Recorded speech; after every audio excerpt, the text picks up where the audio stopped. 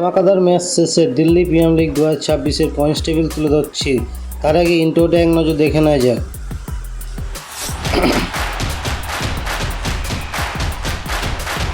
তো বন্ধুরা, ইন্ট্রো শেষে আপনাদের কাছে নিয়ে হাজির হলাম দিল্লি প্রিমিয়ার লিগ 2026-এর 29তম ম্যাচ শেষ হয়ে গেছে 16ই আগস্ট, এবং সেই ম্যাচের স্কোরবোর্ড, তারপর পয়েন্টস টেবিল, পরবর্তী ম্যাচের সময়সূচি।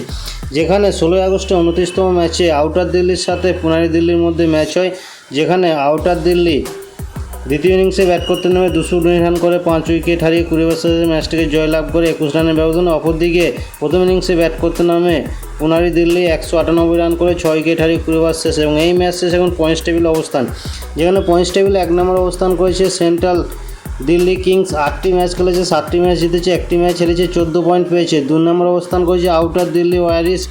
8টি ম্যাচ খেলেছে, 5টি ম্যাচ জিতেছে, 2টি ম্যাচ হেরেছে, 1টি ম্যাচ না হওয়ার ফলে 11 পয়েন্ট পেয়েছে। 3 নম্বর অবস্থান করেছে পুনারি দিল্লি 6। 8টি ম্যাচ খেলেছে, 4টি ম্যাচ জিতেছে, 3টি ম্যাচ হেরেছে, 1টি ম্যাচ না হওয়ার ফলে 9 পয়েন্ট পেয়েছে। 4 নম্বরে সাউথ দিল্লি সুপারস্টার্স।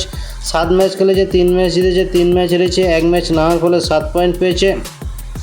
5 নম্বর অবস্থান করেছে নর্থ দিল্লি স্ট্রাইকার্স। 7 ম্যাচ খেলেছে, 3 ম্যাচ জিতেছে, 3 ম্যাচ হেরেছে, 1 ম্যাচ না হওয়ার ফলে 7 পয়েন্ট পেয়েছে। 6 নম্বর অবস্থান করেছে ওয়েস্ট দিল্লি লায়ন্স। 7 ম্যাচ খেলেছে, 3 ম্যাচ জিতে, 3 ম্যাচ হেরে, 1 ম্যাচ না হওয়ার ফলে 7 পয়েন্ট পেয়েছে। 7 নম্বর অবস্থান করেছে নিউ দিল্লি টাইগার। 7 ম্যাচ খেলেছে, 1 ম্যাচ জিতে, 6 ম্যাচ হেরে 2 পয়েন্ট পেয়েছে। পয়েন্টস টেবিলে সর্বনিম্ন 8 নম্বরে ইস্ট দিল্লি রাইডার্স। 6 ম্যাচ খেলেছে, 5 ম্যাচ হেরে, 1 ম্যাচ না হওয়ার ফলে 1 পয়েন্ট পেয়েছে। এরপর আমরা তুলে ধরছি পরবর্তী ম্যাচের সময়সূচি, যেখানে 30তম ম্যাচটি শুরু হবে 17 আগস্টে নিউ দিল্লি টাইগারের সঙ্গে ইস্ট দিল্লি রাইডার্সের মধ্যে। এই ম্যাচটি শুরু হবে দুপুর 1:30 ফিরোজ শাহ চোকলা গ্রাউন্ডে দিল্লির ময়দানে। তো ভিডিওটা কেমন হয়েছে অবশ্যই কমেন্টে জানিয়ে যাবেন। আপনার favourite team Delhi premier league 2026-এ। তো আজকের মতন এইটুকুই আপডেট, তাই ভালো লাগলে অবশ্যই লাইক, শেয়ার, সাবস্ক্রাইব।